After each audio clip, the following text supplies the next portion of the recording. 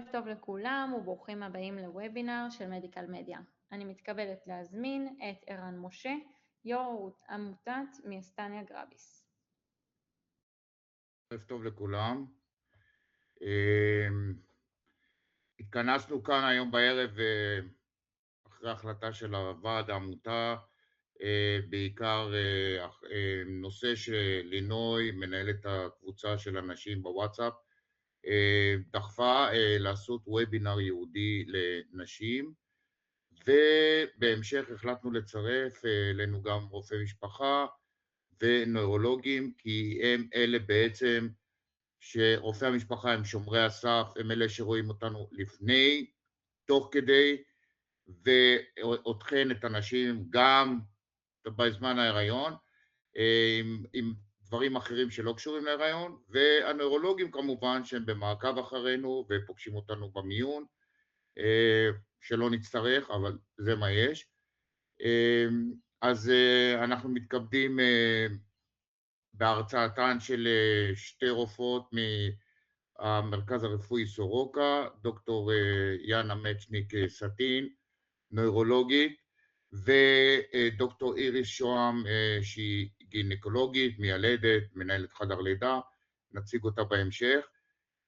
את ההרצאה הראשונה תציג דוקטור יאנה מצ'ניק סטין, כמו שאמרתי היא נוירולוגית, מנהלת היחידה למחלות עצב שריר במרכז הרפואי סורוקה, וחברת ועד בחברה למחלות עצב שריר, וכמו כן היא מנהלת בצוותא עם דוקטור איריס שוהם, מרפאה שהיא כוללת נוירולוגית וגינקולוגית, מומחית. בבקשה, יאנה. אז שלום לכולם ולכולן, תודה רבה שהצטרפתם לוובינר שלנו. תכף אני אשתף את המצגת.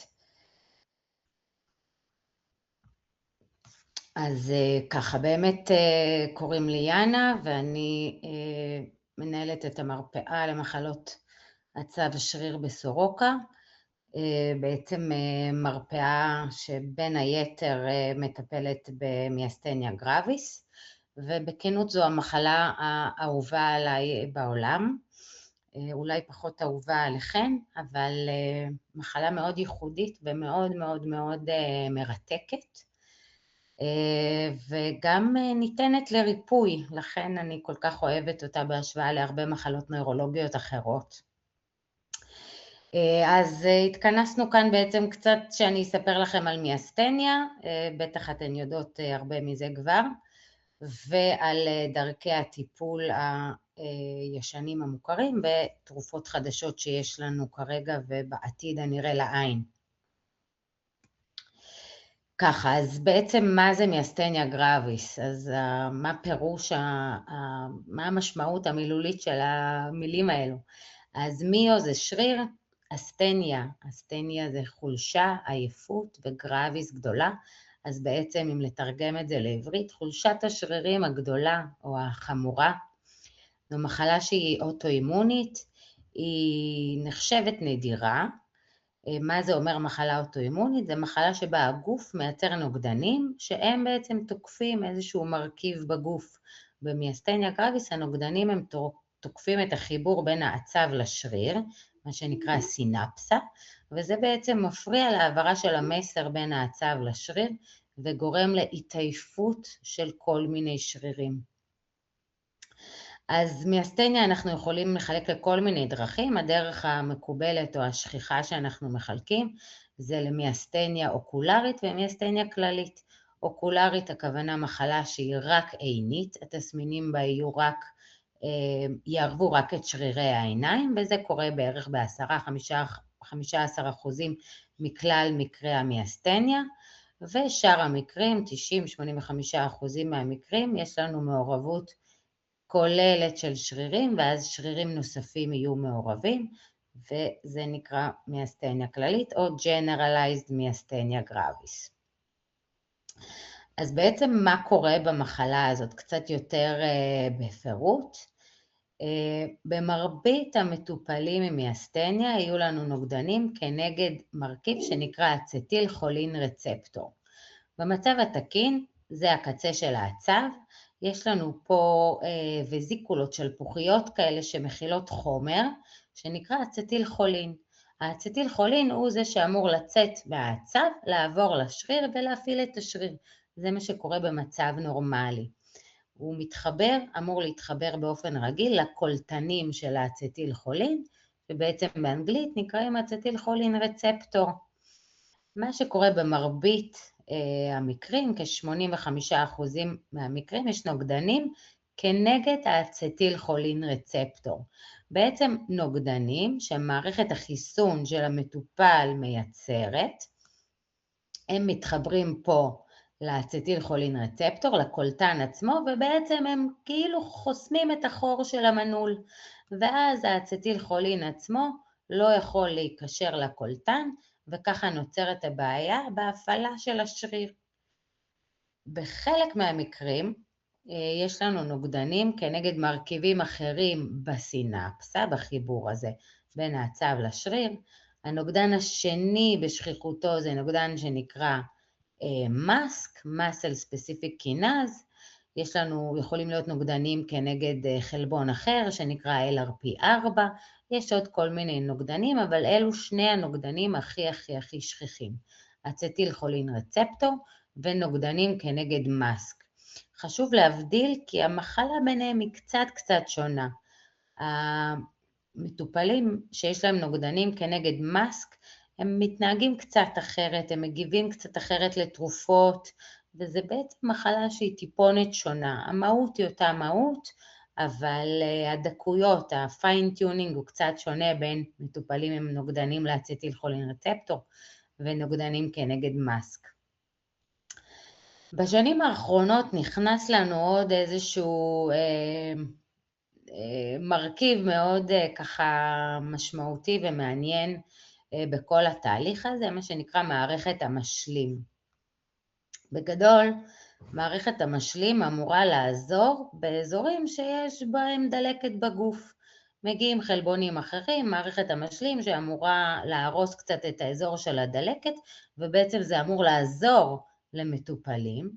מה שקורה בפועל במיאסטניה, בגלל שיש חיבור של הנוגדנים לכל מיני קולטנים, נוצרת דלקת מקומית, ומערכת המשלים במקום שהיא תעזור בעצם בלהעלים את הדלקת, היא קצת מפריעה והיא קצת הורסת. אז היא בעצם יוצרת דלקת מקומית על הקרום של השריר, וזה בסופו של דבר גורם גם לנזק בממברנה, בקרום השריר, וגורם לכך שיהיו פחות קולטנים של אצטיל חולין רצפטור, שיהיה פחות שטח של קרום השריר שהוא פנוי בעצם לעבוד ולקלוט את האצטיל חולין, וגילינו בשנים האחרונות שלמערכת המשלים יש תפקיד די משמעותי, בצורה מפתיעה יותר ממה שידענו, בייצור של התסמינים של המחלה. חשוב לדעת על זה כי חלק מהתרופות הן בעצם מכוונות כנגד המשלים, נדבר על זה יותר בהמשך. טוב, אז תסמינים, בטח המטופלות שבקהל מכירות את התסמינים מצוין, אז כשאמרתי שיכולה להיות מחלה אוקולרית עינית בלבד, התסמינים יהיו מוגבלים לשרירים שרלוונטיים לעיניים. ואז יכולה להיווצר צניחת אפיים, מה שנקרא פטוזיס באנגלית, או כפילות ראייה, מה שנקרא דיפלופיה. מה שמאפיין את התסמינים של המיאסטניה, זה שהם באים והולכים. יש התעייפות של השרירים. זה לא שהשריר הוא משותק לגמרי והוא אף פעם לא עובד, כמו במקרים אחרים, כמו באירוע מוחי, כמו במחלות שריר וכו'. פה התסמינים הם באים והולכים, משתנים. אם אני עכשיו אשתמש הרבה בשרירי העיניים שלי, אז העיניים יתעייפו, ואז תתחיל צניחה, תתחיל כפילות ראייה וכן הלאה.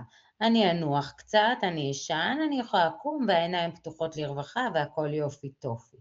אבל התמונה הזאת ככה שבאה ומשתנה משעה לשעה, מיום ליום, מחודש לחודש, היא סופר אופיינית למיאסטניה, וכמעט אין שום דבר אחר שיודע לעשות את זה. תסמינים נוספים שיכולים להיות, זה בעצם תסמינים בולברים. בולברים, הכוונה כל מה שקשור לשרירי הלוע, וזה יכול לגרום להתעייפות בלעיסה, הפרעות בליעה, הפרעות דיבור. שוב, גם התסמינים האלה הם קורים ככל שמעייפים יותר את השרירים הרלוונטיים. למשל, אני אתחיל לאכול, אני אוכלת בסדר, אבל ככל שאני אלעס יותר ויותר ויותר, יהיה לי קשה ואני אתעייף. ככל שאני אדבר יותר ויותר ויותר, פתאום אני אתחיל לדבר בצורה כזאת לא ברורה, ומה שנקרא דיבור מענפף כזה, והרבה פעמים כשזה מתבטא בדיבור, יכולים לטעות ולחשוב שבעצם מדובר באירוע מוחי. יכולה להיות חולשה של שרירי הגפיים, בעצם אפשר לראות פה קושי להרים את הידיים, חולשה של שרירי הרגליים, צניחה של הצוואר, מה שנקרא head drop, שהצוואר ככה צונח וקשה להרים אותו. אז חוץ מהתסמינים הגלויים שהם די מוכרים למטופלים ודי מוכרים לרופאים הנוירולוגים או הרופאים שמטפלים במיאסטניה גרביס, יש לנו הרבה השלכות נסתרות, דברים שלא רואים וכאילו לפעמים מתעלמים מהם, אבל בעצם מטופלים עם מיאסטניה יכולים, ההכנסה שלהם יכולה להיפגע בגלל פגיעה בכושר העבודה, יכולים לאבד את הרישיון שלהם, יש סכנות לנפילות, לשברים, יש אשפוזים חוזרים, הרבה השלכות חברתיות, דיכאון, חרדה, מדובר בתסמינים באחוזים מאוד מאוד מאוד גבוהים, היו מחקרים שהראו שלפחות 50% מהמטופלים חווים דיכאון וחרדה,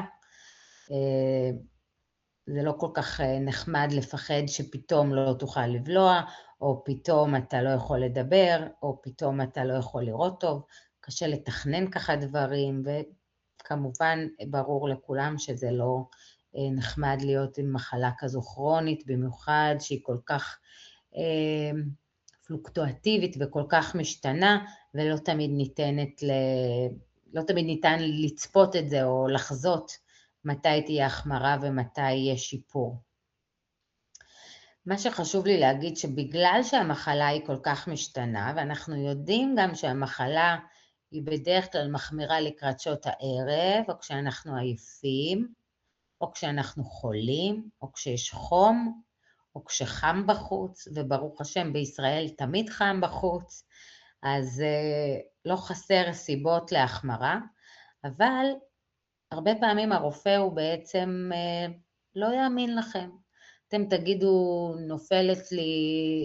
נעצמת לי העין, יש לי צניחה של האפף, אני לפעמים רואה כפול, הרופא יבדוק, הכל נראה בסדר, כרגע העיניים פקוחות, העיניים בסדר, הכל זז, לפעמים הוא יתחיל לחשוב שאתן קצת משוגעות, שמשהו קצת לא בסדר בראש, כי בעצם הוא רואה בעיניים שלו שהכל תקין. אבל אנחנו יודעים שבערב התמונה יכולה להיות אחרת לגמרי. בערב את יכולה לראות ככה, עם צניחה של הצוואר, עם הפה עקום, בקושי יכולה לדבר, עם הריר נוזל, וזה משהו שהרופא, אם הוא היה רואה את זה בתמונה אחת, הוא היה מאמין לכם בשנייה.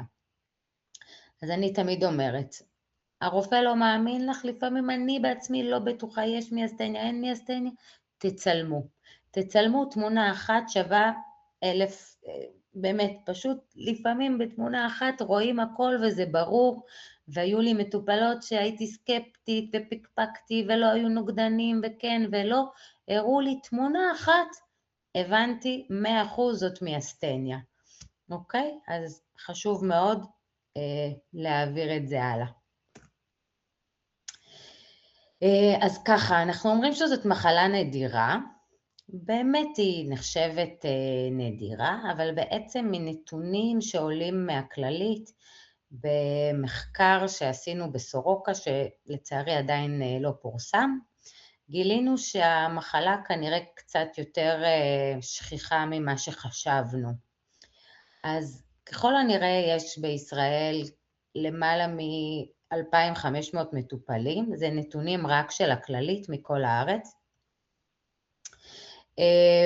כ-36 מקרים חדשים למיליון אנשים בשנה, אוקיי? זה נקרא היערות, בעצם 36 אנשים למיליון מקבלים הבחנה חדשה כל שנה של מיאסטניה.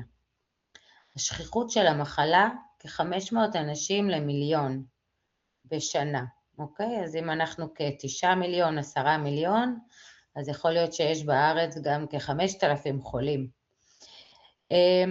נקודת האור במחלה שהיא לא משפיעה על תוחלת החיים בגדול, תוחלת החיים נשמרת כמו באוכלוסייה הכללית בערך עד גיל 80 פלוס מינוס. אז איך אנחנו יודעים אם אנחנו מטפלים טוב במחלה? חוץ ממה שאתן אומרות לנו, היינו רוצים איזשהו כלי יחסית אובייקטיבי, ומשהו שהוא קל למדידה, ומשהו שהוא יחסית אוניברסלי. אז יש כל מיני שאלונים, השאלון שהוא הכי קל לתפעול, הכי ידידותי, והכי נפוץ בשימוש בארץ, זה שאלון שנקרא MGADL, מיאסטניה גרביס, Activity of Daily Living. בעצם שאלון שכולל 8 פרמטרים, בכל פרמטר הניקוד הוא בין 0 ל-3, כש-0 זה תפקוד תקין של אותו פרמטר, ו-3 זה תפקוד הכי קשה, בעצם הבעיה הכי קשה, מה שאומר שככל שהציון הוא גבוה יותר, זה אומר שהמחלה היא פעילה יותר, היא קשה יותר, וככל שהציון הוא נמוך יותר, ככה המחלה היא טובה יותר או פחות פעילה. השאיפה שלנו תמיד בעצם היא להגיע לתסמינים המינימליים האפשריים, זאת אומרת להגיע לציון של 0 או נקודה אחת בשאלון הזה של ה-MGADL, ואפילו לפעמים אפשר להגיע לרמיסיה. רמיסיה הכוונה שהמחלה היא עוזבת, היא נעלמת לגמרי. מחלות אוטואימוניות כמו שהן יודעות להגיע פתאום מן אללה מהשמיים לצנוח על המטופל, לפעמים הן גם יודעות לעזוב, זה קורה באחוזים יחסית נמוכים, אבל זו תמיד השאיפה. אז נעבור קצת לדבר על הטיפול. בגדול, יש כבר כמה מדינות שפרסמו הנחיות לאומיות, גם בארץ פרסמנו הנחיות לאומיות לאבחון ולטיפול במיאסטניה. הפואנטה היא להתאים את הטיפול הנכון הספציפי לכל מטופל ומטופלת בהתאם לגיל שלהם, לסוג הנוגדן, לחומרה של המחלה, וכשאנחנו מדברות על נשים, אז תכנון הריון זה מאוד מאוד מאוד רלוונטי. המחלה יכולה להופיע בגיל צעיר, סביבות גילאי ה-20 עד 40, ואז תכנון הריון הוא משהו שמאוד מאוד משמעותי לנו, והיא יכולה גם להופיע בגילאים מבוגרים, אחרי גיל 60, 70, 80, כשאז כמובן שההיריון הוא פחות רלוונטי. חשוב להגיד גם כשהמחלה מופיעה בגיל צעיר, אז זה אומר שיש לנו הרבה שנים לטפל בה, ואז המשמעות של תרופות שונות היא חשובה. אם המחלה מופיעה בגיל 90, אז אני יודעת שיש לי פרק זמן יחסית קצר, ספור יותר, של שנים שבהם אני מטפלת במחלה, וכמובן שזה משהו שיש להתחשב בו. חוץ מהטיפולים התרופתיים, חשוב להזכיר תמיד את ההתערבות הכירורגית. מיאסטניה יודעת להגיע באחוזים, משהו כמו 15-20%, בקשר לאיזשהו ממצא חריג בבלוטה שנקראת בלוטת הטימוס. אז כל מטופל ומטופלת עם חשד למיאסטניה צריכים לעבור CT של בית החזה, כדי לוודא שאין להם איזשהו ממצא חריג בבלוטה. אחד הדברים שאנחנו יכולים לראות זה או הגדלה שפירה של הבלוטה, מה שנקרא היפרפלזיה, או בעצם איזשהו תהליך גידולי, מה שנקרא טימומה.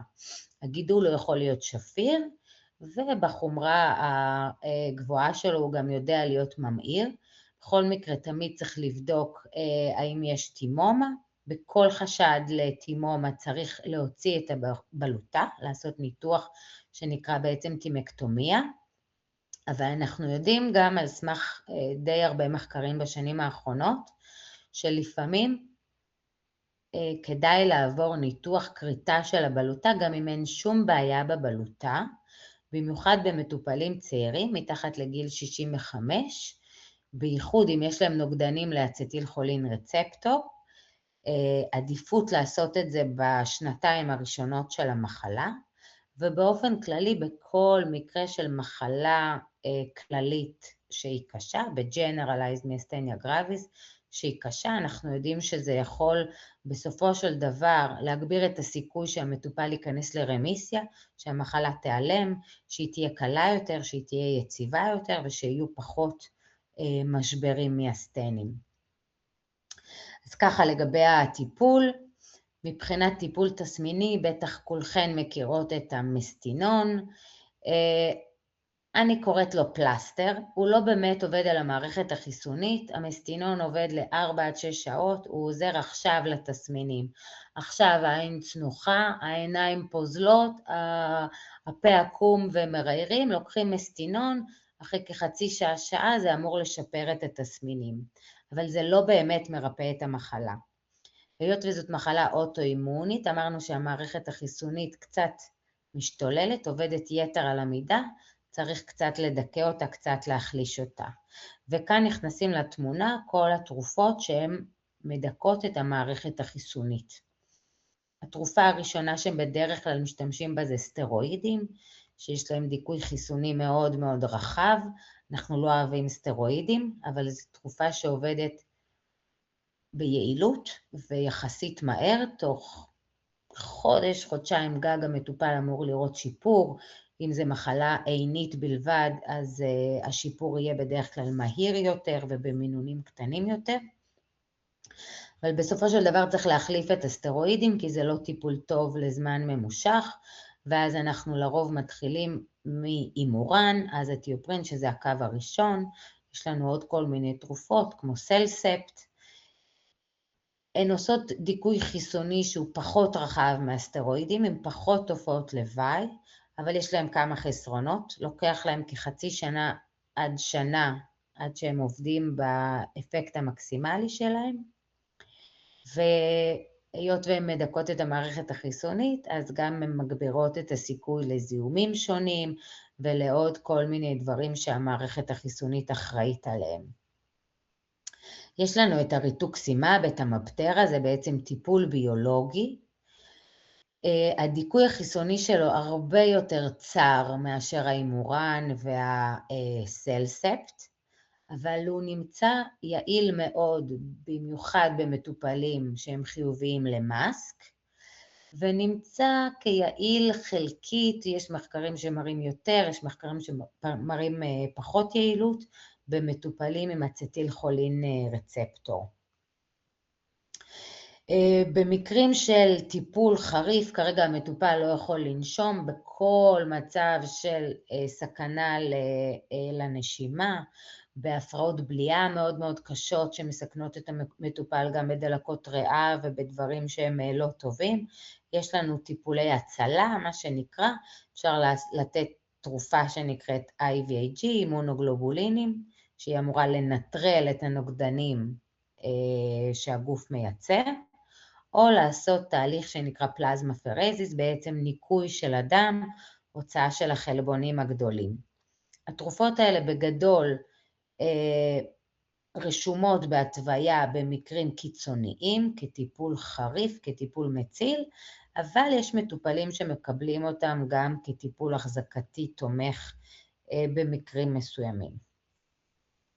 עכשיו, בשנים האחרונות יצאו לנו כמה וכמה תרופות ביולוגיות, שהמטרה שלהם לעשות את הדיכוי החיסוני הכי צר שאפשר, אוקיי? מצד אחד זה נהדר, כי אז שאר המערכות שאמורות לטפל בזיהומים הן נשמרות שמורות, אבל בעצם הם לא מטפלים במהות של הבעיה, בשורש של הבעיה. אני אסביר בגדול על שתי הקבוצות. יש לנו קבוצה אחת שנקראת מעכבי ה-FcRn, שהם מסלקים את הנוגדנים שיש לנו, והקבוצה השנייה של מעכבי המשלים. זוכרים את המק שדיברנו, ההוא שהורס את הקרום של השריר, אז אנחנו יכולים גם לעצור את הפעילות הזאת. אז בגדול, מעכבי ה-FcRn, יש לנו בגוף מערכת, שכשהנוגדנים מסיימים את התפקיד שלהם, הם נכנסים למערכת הזאת, ואז קוראים אחד מהשניים. או שהגוף שולח אותם למחזור, ואז הנוגדנים שוב חוזרים למחזור הדם וממשיכים לעשות את הנזק שלהם, או שהגוף שולח אותם למחזור, תודה רבה, להתראות. אז ה-FcRn זה המרכיב העיקרי במערכת הזאת. התרופות האלה שמעכבות את ה-FcRn, בעצם הן גורמות למרבית הנוגדנים ללכת לפירוק, ולא למחזור, ולא לחזור למחזור הדם. ואז בעצם יש לנו פירוק די מהיר של כמויות גדולות של הנוגדנים. זאת אומרת, זה מוריד את הלואוד, את כמות הנוגדנים בזמן מאוד מהיר בדם. התרופה העיקרית, השכיחה המוכרת שיש לנו כבר בשוק, נקראת אפגרטיג'ימוד, או ויבגארד למי שמכיר. היא מאושרת בישראל כקו לטיפול מאוד מתקדם במיאסטניה, רק עם נוגדנים לאצטיל חולין רצפטור. כרגע זה מאושר כקו חמישי, אחרי הרבה תרופות, להראות שהרבה תרופות נכשלו ולא עבדו. שחקן יחסית חדש שנכנס לנו זה הניפוקלימאב, האיימובי, היא אושרה לאחרונה בישראל, גם למטופלים עם נוגדנים כנגד אצטיל חולין, וגם למטופלים עם אנטי-מאסק, שזו בשורה נהדרת וחדשה, כי עד עכשיו לא היה לנו שום טיפול ייעודי ממש רשום לאנטי-מאסק. יש עוד כמה תרופות שהן מאושרות כבר בחוץ לארץ על ידי ה-FDA, הארגון האמריקאי. אנחנו מקווים שבעתיד הנראה לעין ייכנסו לנו עוד תרופות מהסוג הזה, להרחיב קצת את סל התרופות שלנו. מה שטוב בתרופות האלה, הן עובדות מהר כדי להוריד את הנוגדנים, וכמעט ואין פגיעה במערכת החיסונית בכלל, כי זה הורס את הנוגדנים הרעים שמיוצרים, אבל בעצם זה לא מטפל בשורש של הבעיה, נכון? המערכת החיסונית שעובדת יתר על המידה תמשיך לייצר את הנוגדנים, ואנחנו בעצם נותנים תרופה רק שמעיפה אותם, אוקיי? להבדיל מהסטרואידים, האימורן והסלספ, שהם עובדים על המערכת החיסונית, שתפסיק בסופו של דבר לייצר את הנוגדנים הרעים האלו. מעכבי המשלים, התרופות קצת יותר ותיקות מה-FcRn, יש לנו את הסוליריס, האקוליזומב, שהוא שחקן יחסית ותיק במערכה הזאת, יש את האלטומיריס, שהוא בן דוד של סוליריס, ויש עוד תרופות שהן עדיין לא מאושרות בארץ מהקבוצה הזאת. גם התרופות האלה מעכבות המשלים הן מאושרות בארץ כקו טיפול חמישי כרגע, אחרי שאנחנו מראים שהרבה תרופות בעצם לא עובדות. גם האלטומיריס מאושר רק למטופלים עם אצטיל חולין רצפטור, נכון לעכשיו.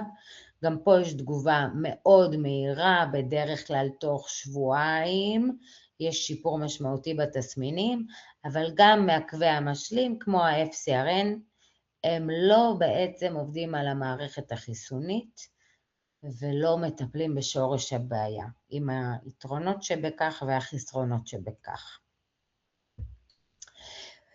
עוד דבר שחשוב לדעת על המיאסטניה,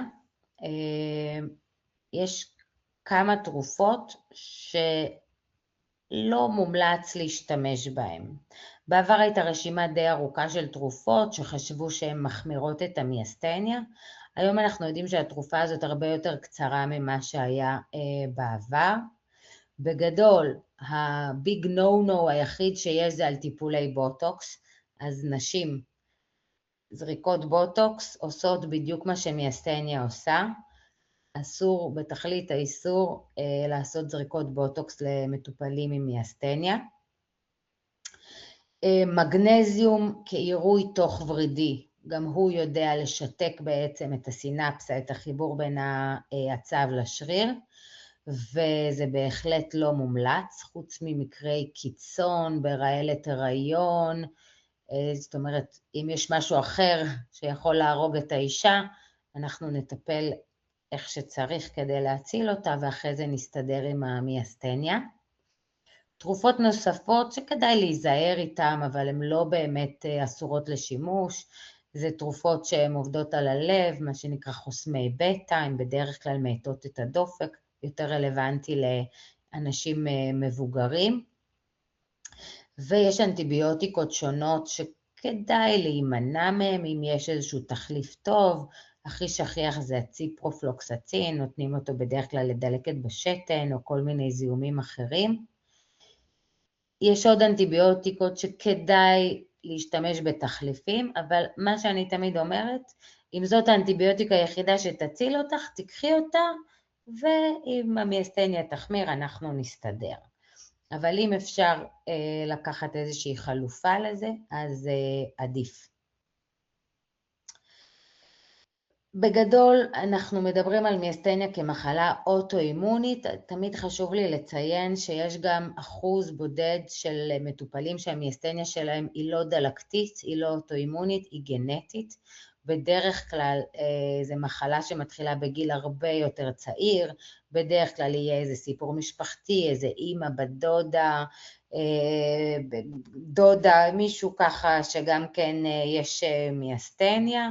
לרוב המיאסטניה במקרים האלה היא לא כל כך תגיב לטיפולים הסטנדרטיים, והטיפול יהיה שונה לגמרי, והאבחון בעצם אבחון שונה. אז אם המיאסטניה שלכם בכלל לא מגיבה לשום דבר, תחשבו עם הרופא, אולי זה משהו גנטי. אז לסיכום, אני חושבת שידע זה כוח, חשוב מאוד להיות במעקב אצל נוירולוג מומחה בתחום, או נוירואימונולוג, אלה עיקר המומחים שמטפלים במיאסטניה. חשוב לי תמיד לציין שמיאסטניה מחמירה בחום, ומשתפרת בקור. כמו שאמרתי, מחלת חום, כל חום מסיבה אחרת, שפעת, לא יודעת, סתם אוגוסט בישראל, המיאסטניה יכולה להחמיר, ובקור התסמינים משתפרים. אם קשה לקחת כדורים, אפשר למצוץ קצת קרח, או ללעוס קצת קרח, או לשתות משהו קר, הבליעה אמורה להשתפר. אם נורא חלשות ולא מרגישות טוב, אפשר להדליק מזגן על 16 מעלות, אולי זה ישפר את התסמינים. זאת אומרת, תדעו שקור וקרח יכולים לעזור לכם.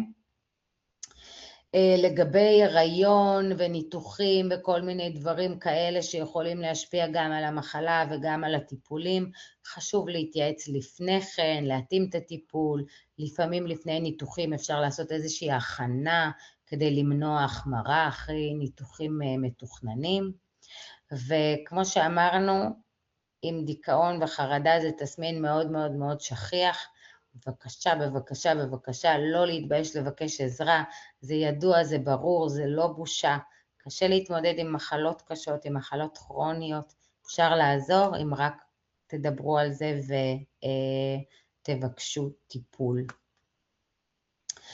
אז בגדול, תודה רבה לכם באמת מכל הלב ומכל השרירים, למטופלות שלנו, תודה לכם שאתם עוזרות לנו להמשיך לחקור ולבדוק ובעצם לנסות לטפל בכם טוב יותר, לעמותת מגי על הארגון של הכנס החשוב הזה, ולדוקטור איריס שוהם שמעבר לזה שהיא חברה יקרה, אנחנו עושות מרפאה משותפת, כי היא מנהלת חדר הלידה והיא מומחית להיריון בסיכון, ואני הרבה פעמים נעזרת בה כדי לעזור למטופלות צעירות, היא נעזרת בי כשאני רלוונטית. תודה רבה לך איריס על ההירתמות שלך, כל פעם אני רק מצייצת וישר מוכנה להכין מצגת חדשה להרצות, להשתתף, אז תודה רבה לך איריס. אז עכשיו אם יש איזה שהן שאלות, אני אשמח לענות. עלתה שאלה, מה לגבי סרונגטיב? לא, כמעט ולא הוזכר. נכון, נכון. אז אמרתי ש85% מהמטופלים הם בעצם עם נוגדנים לאצטיל חולין, ו7% זה אנטי-מאסק. הפער שנשאר לנו זה המטופלים שהם סרונגטיב. בעצם יכולה להיות מחלה בלי נוגדנים. אז זה אומר או שהדרכים שלנו למצוא את הנוגדנים הן לא מספיק טובות, ואולי נשלח למעבדה אחרת או בדרך יותר מתוחכמת, יותר חדשה, כן נוכל למצוא את הנוגדנים האלה, או שאנחנו מדברים על נוגדנים שהם אחרים, שאנחנו לא יודעים לבדוק תמיד. אנחנו יודעים שיש עוד כל מיני נוגדנים שלא תמיד בודקים אותם בארץ, למשל ה-LRP4 בכלל בודקים אותו בחוץ לארץ, לא כל הרופאים שולחים את הבדיקה הזאת, כי זה לא תמיד משפיע קליני, וזה עולה הרבה כסף. יש דרכים להבחן את המחלה, גם בלי הנוגדנים, אוקיי? ולפעמים תמונה אחת, כמו שאמרתי לכם, היא תביא להבחנה, אוקיי? התסמינים האלה הם כל כך ייחודיים למיאסטניה, שאם מישהי תגיד לי שהיא בערב רואה כפול, ולפעמים צונח לה, ולפעמים קשה לה ללעוס, ותראה תמונה משכנעת, גם אם היא סרונגטיב וגם עם כל הבדיקות תקינות, זאת מיאסטניה, והיא מצריכה טיפול כמו כל מיאסטניה. יש עוד שאלה, איזה מעבדה, איזה בדיקות מעבדה צריך לבקש ספציפיות? רופא שעכשיו בא אליו חולה או חולה שמתלוננים על התלונות שציינת, וקצת קליניקה מהירה, כאילו נורות אדומות שהן יכולות להעיד על המחלה. אוקיי, אז האם יש קודם כל... דלקת, אין דלקת? האם יש סימנים של דלקת בבדיקות דם? לא. מבחינת נורות אדומות להבחנה, בשביל הרופאים שבקהל, רופאי המשפחה, כמו שאמרתי, חולה, מגיל 0 עד גיל 150, אם הם אומרים שמדי פעם השרירים שלהם מתעייפים, ולא כאילו חולשה כללית, גם אני, כשאני עובדת הרבה אני עייפה, גם אני אם לא ישנתי שבוע אני אהיה עייפה, אבל לא זאת הכוונה. אם לפעמים נעצמת לי העין, או אם לפעמים אני רואה כפול, או אם לפעמים יש לי בעיות בדיבור שממש שומעים את זה, התעייפות בלעיסה או צניחת צוואר, אם זה קורה לפעמים, זה הדגל האדום היחיד שיש, אין שום דבר אחר שהוא יותר דגל אדום מתסמינים כאלה של היחלשות שרירים שבאה והולכת. אוקיי? התסמינים הכי שכיחים זה כפילות הראייה וצניחת אף אפיים. אם מטופל או מטופלת אומרים את זה, זה הזמן להתחיל לחפש את המיאסטניה. מה צריך לעשות במקרה כזה? אז לשלוח נוגדנים לאצטיל חולין רצפטור, זו בדיקה שמבוצעת בבלינסון, לשלוח נוגדנים לאנטי-מאסק, זו בדיקה שמבוצעת בהדסה, תמיד לבדוק TSH, כי היפרטירואידיזם גם הוא יכול לגרום לאיזושהי התעייפות של השרירים ולתת תמונה שהיא קצת דומה למיאסטניה. חוץ מזה שהפרעות בבלוטת התריס זה גם מחלה אוטואימונית, במיוחד הייפותירואידיזם, ומחלות אוטואימוניות הן אוהבות לבוא ככה בחברות וביחד, אז גם מטופלים עם מיאסטניה יש להם שכיחות גבוהה יותר למחלות אוטואימוניות אחרות, כמו הייפותירואידיזם, אז TSH, T3, T4 חשוב מאוד תמיד בכל מקרה של מיאסטניה. וכשיש חשד למיאסטניה, לשלוח לסיטי חזה עם חומר ניגוד, לחפש את הטימומה, אוקיי?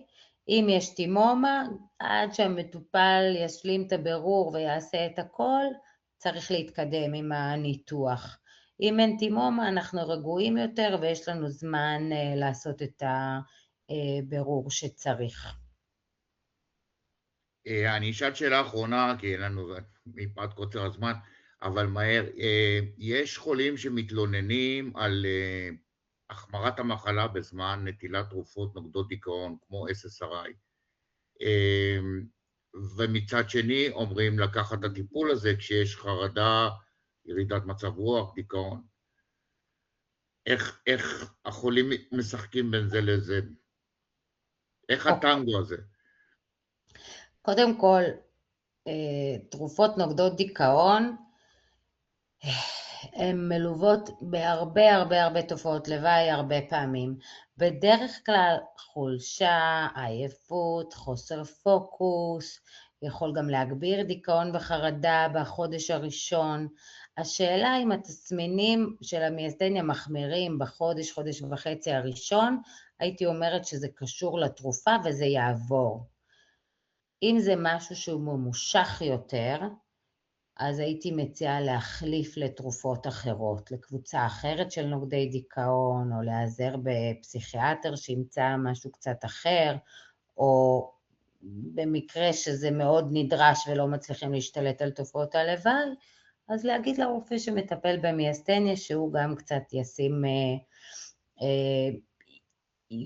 יעשה איזה פיין-טיונינג לטיפול וינסה לעשות אותו יעיל יותר ביחד עם הכדורים לדיכאון.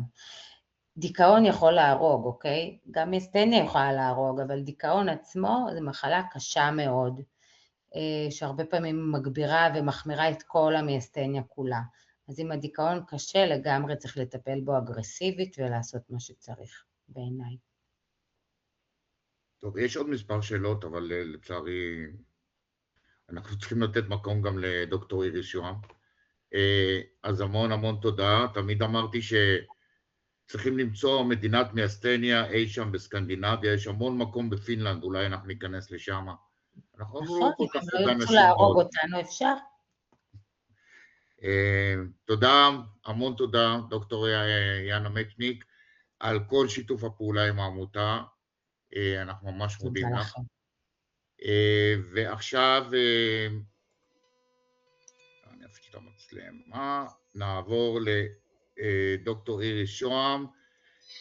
דוקטור איריס שוהם היא גינקולוגית, מומחית בילוד ובהיריון בסיכון, מנהלת חדר לידה במרכז הרפואי סורוקה, ומפעילה את המרפאה של גינקולוגיה מיאסתניה במשותף בסורוקה. אני חושב שאתם צריכות להעלות את זה איפשהו באיזה כנס או משהו, כדי שילמדו מכם מרכזים רפואיים אחרים, כי זה נפלא. אני מסכימה. ערן, רק לפני שאני מתחילה, כמה זמן יש לי? אנחנו סטריק על 8:30 צריכים לסיים, או ש... לא, אנחנו יכולים לזלוג קצת. אוקיי. אז כמה? 20 דקות? 20 דקות, כן, משהו כזה. מעולה. טוב. בהצלחה. 20 דקות מעכשיו. טוב, מעולה. אז קוראים לי דוקטור איריס שוהם, אני רופאת נשים, מנהלת חדר לידה כפי שאמרו פה, אבל באמת התחביב שלי זה היום בשבוע שאני עוזבת את חדר לידה למרפאה שהיא נקראת מרפאת הריון בסיכון גבוה, ושם פשוט עשיתי לעצמי דיל כדי לשבת עם החברות שלי ולפגוש אותם, אז את כל מי שאני אוהבת בבית חולים צירפתי אליי לעשות מרפאה מולטי-דיסציפלינרית, שאומר שאני והמומחית השנייה יושבות ביחד, אני ההיריון סיכון גבוה, יאנה מצד הנוירולוגיה, ואנחנו יושבות ביחד בחדר ורואות את האישה. אני חושבת שזה באמת ניהול הרבה יותר נכון של הריונות, ובמקום שיש טלפון שבור, תגידי לרופא שיעשה ככה וכולי וכולי, אנחנו יושבים ביחד ועושים איזשהו דיון ומתכננים את ההיריון, לפעמים אפילו בטרום הריון אנחנו עושים פגישה של מה כדאי שיקרה לפני שנכנסים להיריון, ואני חושבת שזה באמת, כמו שערן אמר, זה הרבה יותר נכון. אז נדבר קצת על מיאסתניה גרביס בהיריון, אני אעשה את זה קצר כי לא נשאר לנו הרבה זמן. אז טוב, מה זה מיאסתניה גרביס אני לא צריכה לספר לכם, וגם לא על השכיחות שלה וגם לא על המנגנון שלה. וגם לא על הסימפטומים, כל אלה כבר שמענו עם יאנה, וגם לא על האבחון שלה. בכל מחלה גדולה, ובטח מחלה אוטואימונית, כשאני רואה פעם ראשונה מטופלת עם איזושהי מחלה גדולה שמגיעה אליי למרפאת הריון בסיכון גבוה, אני תמיד מדברת על איך המחלה משפיעה על ההיריון, ואיך ההיריון משפיע על המחלה. זה שני דברים שונים לחלוטין. במחלות אוטואימוניות יש דבר מאוד מעניין, מאחר ומדובר בנוגדנים עצמיים שתוקפים כל מיני דברים בגוף.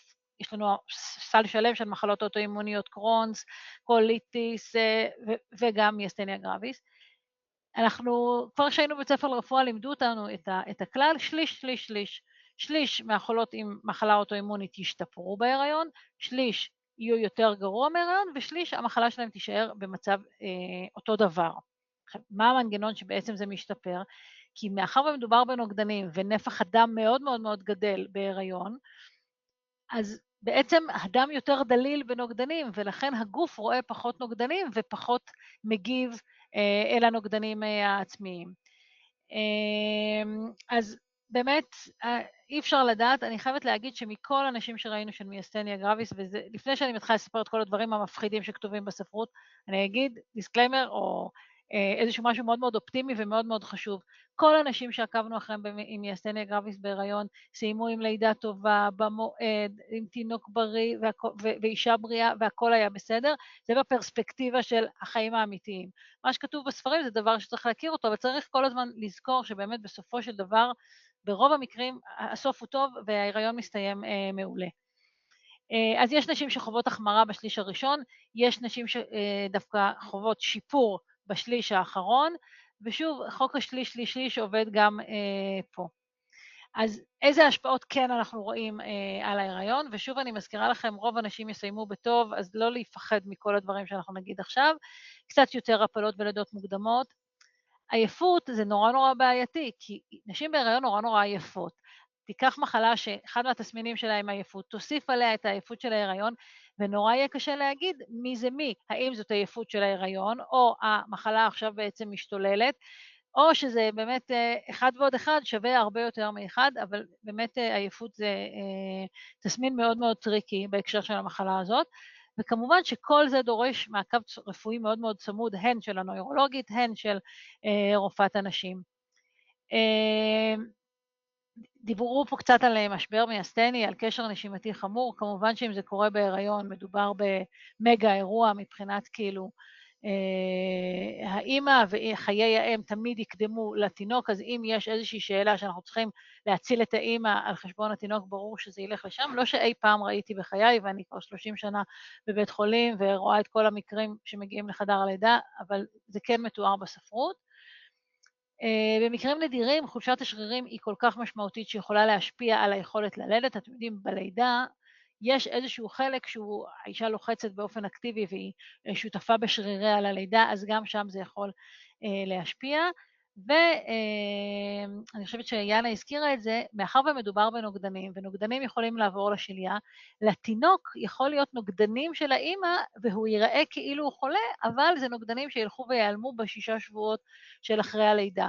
אבל זה משהו שהרופאי ילדים צריכים לדעת, יש פה אישה עם מיאסטניה שיולדת, צריך להסתכל על התינוק שלה שאין לו מיאסטניה של ילוד, וגם אם כן, אנחנו לא מאוד מאוד מתרגשים, כי אנחנו יודעים שככל שהזמן יעבור, הוא רק ילך וישתפר, ואחרי 6 שבועות אנחנו כבר לא מוצאים נוגדנים של האמא אצל התינוק. אז איך אנחנו מנהלים את ההריונות האלה? דבר ראשון, מעקב נוירולוגי וגינקולוגי מאוד דחוף, ואם אפשר ביחד, אז הכי טוב.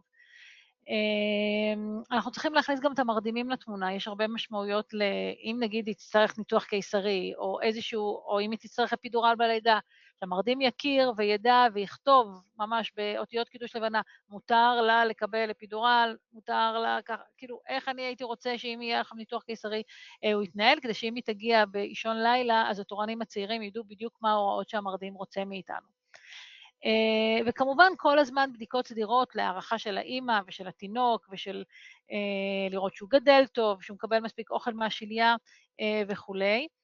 הזכירה פה יאנה את הנושא של נפילות. נפילות בהיריון הן בעייתיות, כי אם יש חבלה ישירה לבטן אנחנו מפחדים מהיפרדות שליה, אז כל נפילה דורשת הגעה לבדיקה, לראות שהתינוק בסדר ושהשליה לא נפגעה ושאין היפרדות שליה. דיברו פה על תרופות. אחד מהאינסטינקטים של נשים בהיריון, בכל המחלות, לא רק מיאסתניה גרביס, היא ברגע שהם מקבלים הודעת, רואים את הפס השני בבטא, בסטיק של ההיריון, הן מפסיקות את כל התרופות. הן אומרות, לא, לא, לא, אני לא רוצה שזה יפגע בתינוק, אני לא רוצה שזה יפגע בתינוק. הרבה יותר מסוכן לתינוק, אמא עם מחלה לא מאוזנת, מאשר התרופות שאנחנו יודעים שמותר לתת. ואם אישה היא בגיל הפוריות, אנחנו נתאים לה את הטיפול שמותר לקחת בהיריון, וחייב להמשיך אותו, כדי שלא נגיע למשברים במחלה בזמן ההיריון, שבאמת יזיקו הרבה יותר לעובר מאשר התרופה שנבדקה ואנחנו יודעים להגיד עליה. אז התרופות שהוזכרו פה, מותר לקחת בהיריון, התרופות הנפוצות, אין שום בעיה איתם, מסטינון, סטרואידים, זה תרופה מאוד מאוד גדולה, היא בכלל לא עוברת שליה, היא לא משפיעה על התינוק, היא רק קצת יכולה לעשות אולי סכרת הריון, אבל אין שום בעיה לקחת אותה, בהרבה מאוד מחלות אחרות, לוקחים סטרואידים על ימין ועל שמאל. יש תרופות שפשוט חדשות מדי ואנחנו עוד לא יודעים עליהן, אז באמת כל תרופה ותרופה כדאי לעשות עוד לפני שמתכננים את ההיריון, ייעוץ, מה שנקרא תרטולוגי, ייעוץ תרופתי מסודר, האם מותר לקחת אותה בהיריון או לא, ואם הריון עומד על הפרק, להחליף לתרופה שמותר לקחת אותה בהיריון. הימורן זו תרופה שהיא ככה מותר, ועם כל מיני השגות והסתייגויות, אז צריך להתייחס ולתכנן הריון אם האישה לוקחת הימורן. המעקב הנוירולוגי, כמובן בדיקות קבועות נוירולוגיות, לראות איך האמא מתפקדת, לראות שאין איזו הידרדרות במצב האמהי ובמחלה האמהית, כל הזמן לראות שהתינוק גדל ושהוא מתפתח טוב וכולי וכולי, יותר מאשר אישה רגילה, הערכות משקל, זרימות של דם בשליה, ובדיקת אקו לב עובר. האמת שבדיקת אקו לב עובר אני ממליצה לכל אישה לעשות בלי קשר אם יש לה מיאסתניה או לא, אבל פה עוד יותר. לגבי הלידה, תשאלו האם אישה עם מיאסתניה גרביס יכולה ללדת רגיל? ברור שהיא יכולה ללדת רגיל, רוב האנשים עם מיאסתניה גרביס, או בוא נאמר כל האנשים עם מיאסתניה גרביס שהכרתי ילדו לידה רגילה ולא הייתה בעיה. יש מקרים נדירים שאנחנו צריכים ניתוח קיסרי בגלל המיאסתניה, ואם יש סיבות אחרות זה כמובן לא קשור למחלת הבסיס, וכמובן שכל השיכוך כאבים ולחוש אפידורלי צריך להיות בשימוש מאוד זהיר, ובהתאמה עם המרדימים שידעו שיש לה, ושלא ייתנו לה חומרים, כמו למשל, הזכירו פה מגנזיום, שהוא מאוד, מגנזיום הוא שחקן מאוד מאוד מרכזי במיילדות וגינקולוגיה, אנחנו נותנים אותו לרעלת הריון, אנחנו נותנים אותו כדי למנוע, כדי לשפר את הבשלות של המוח בפגים, צריך מאוד מאוד לזכור שאסור לתת מגנזיום ולהזכיר את זה במהלך, אם באים ללדת, תזכרו את זה בנות, להגיד מגנזיום לא, יש לי מיאסתניה. כשהתינוק נולד, אז כבר הזכרנו את המיאסתניה הנאונטלית, אז יכולה להיות חולשה זמנית עקב מעבר נוגדנים מהאם, חולף תוך מספר שבועות, וזה כמובן דורש קצת יותר הסתכלות ומעקב ראשוני אחרי הלידה. כמעט בכל המקרים אפשר להעניק ואין בעיה, וכמובן שצריך להתייעץ לגבי התרופות שמופרשות בחלב אם, למשל בהימורן, יש כל מיני חוקים איך מותר להעניק עם הימורן, אבל אנחנו היום יודעים שההנקה היא כל כך חשובה, שאנחנו הופכים עולמות כדי שהאישה תצליח להעניק עם כל תרופה שהיא מקבלת. במקרים חמורים, הזכירה את זה גם יאנה, פלזמה פרזיס, וכמובן שאם יש קשר נשימתי, אנחנו נעשה טיפול תמיכתי בלי קשר כאילו להיריון, אנחנו קודם כל האישה היא החשובה ואותה צריך לטפל. סטרואידים הזכרתי, אין איתם שום בעיה, ובאמת, שוב אני אגיד את זה 800 פעמים, צוות רב תחומי חייב לטפל באישה, זה צריך להיות רופא נשים, זה צריך להיות נוירולוג, זה צריך להיות מרדים, רופא ילדים גם צריך להיות בתמונה, כי הוא הולך לקבל את התינוק עם כל המשמעויות, ובאמת המטרה היא שכל הצוות הזה יישב ביחד, ויתכנן את הלידה באופן שהוא מותאם אישי, לכדי לידה מושלמת, כמו שהאישה חלמה. ובגדול באמת ניהול נכון מביא להריונות תקינים ולתינוקות תקינים ולנשים שהן מסיימות עם סיפורי הצלחה, ובאמת כשהם מצליחים במקרה כזה שהוא מקרה מורכב, וככה כל הדיסציפלינות מתאחדות ביחד, זה באמת הרגשה מאוד מאוד טובה של הצלחה. אני ככה קצת רצה, כי אנחנו קצת בקוצר עם הזמנים. יש משפטים שהם כאילו תמיד מצחיקים אותי שהם כתובים בספרות, הימנעות מעייפות ומתח נפשי. איך בדיוק אפשר בחיים המטורפים שלנו להימנע מעייפות וממתח נפשי? אבל אנחנו באמת יודעים בכל דבר, ובטח ובטח במיאסטניה, ובטח ובטח באישה עם מיאסטניה שהיא בהיריון, שכל ה-life balance מאוד מאוד מאוד משפיע, וככל שאנחנו נעשה כל מיני דברים אקטיביים כדי לשפר את אורחות החיים, שינה טובה, הימנעות ממתח נפשי, זה באמת מצחיק אותי להגיד, אבל כמה שאפשר. ובאמת יש פה המון חפיפה בין הסימנים של המחלה לסימנים של ההיריון. דיברה פה יאנה על דיכאון וחרדה, אנחנו יודעים שדיכאונות אחרי לידה ודיכאונות לפעמים מתחילים כבר בהיריון. שוב, מאוד מאוד קשה להגיד מי הגורם פה ומה הגורם פה, וברור שהסערה ההורמונלית מוסיפה לזה שאם מישהו כבר באיזשהו מצב דיכאוני קל ומתווספת על זה הסערה ההורמונלית של הריון, ברור שיש כאן סיכון יתר לאיזשהו דיכאון או דיכאון אחרי לידה או דיכאון בהיריון. תזונה זה תמיד חשוב ותמיד משמעותי בהיריון, בטח ובטח כשיש מחלת רקע, וזה כאילו באמת הדברים שהם א' ב' שכאילו במרכאות קל ולא קל לארגן אותם, כי זה לא תרופות וזה לא, זה באמת החיים הטובים ולשמור על אורחות חיים טובים כדי לשמור על ההיריון. התמיכה, ואמרה את זה יאנה ואני לא אחזור, באמת היא נורא נורא נורא חשובה, כל המערך של תומך באישה מבחינת הבריאות הנפשית, אם זה קבוצות תמיכה, אם זה מודעות חברתית, כל מה שאפשר לעשות כדי לשפר את המצב הפסיכולוגי. אנחנו יודעים שגם סטרס וחרדה משפיעים על התינוק, לפעמים יותר גרוע מאשר התרופות שהיא תיקח, ולכן אם יש גם תרופות נפשיות שלוקחים, להמשיך לקחת אותם כמובן אחרי ייעוץ, כי ה-well-being של האישה עובר גם לתינוק ומשפיע גם עליו. השאלות הנפוצות שלרוב אנחנו נשאלים על ידי המטופלות, האם היא יכולה ללדת באופן טבעי, כמעט תמיד כן, אלה תרופות בטוחות, צריך באמת לבדוק תרופה, אבל רוב רובם של התרופות, בטח ובטח בקווים הראשונים, הם תרופות בטוחות בהיריון, וכיצד ניתן להתמודד עם העייפות, זה נראה לי שאלה שהיא שאלה שאפשר לשאול תמיד, אבל באמת ההיריון לכשעצמו גורם לעייפות מאוד מאוד גדולה, וכשיש מישהו שהמחלה שלו גורמת לעייפות, שני אלה ביחד באמת לפעמים מביאים לאיזשהו חוסר תפקוד, אז זה באמת עצות לחיים טובים, חלוקת נכונה של מטלות יומיות, פעילות גופנית מתונה, פעילות גופנית תמיד תמיד תמיד תמיד זה טוב, זה גם לדיכאון טוב, גם לעייפות זה טוב וכולי וכולי. הזכרנו את התזונה, שתייה טובה, שתייה טובה זה, זאת אומרת, לשתות הרבה מים, זה תמיד חשוב בהיריון, והפחתת לחצים ומתן חשיבות לרווחה נפשית, קל לכתוב, קשה מאוד לבצע. אז אם אני אסכם, ואפילו הצלחתי לעמוד בזמנים, ניהול נכון של המחלה מאפשר הריון בטוח, מעקב רפואי צמוד של צוות מולטי-דיסציפלינרי הוא המפתח להצלחה, ואם אנחנו מתכננים את ההיריון בפגישה טרום הריונית, אז ההכנה המוקדמת מפחיתה סיכונים.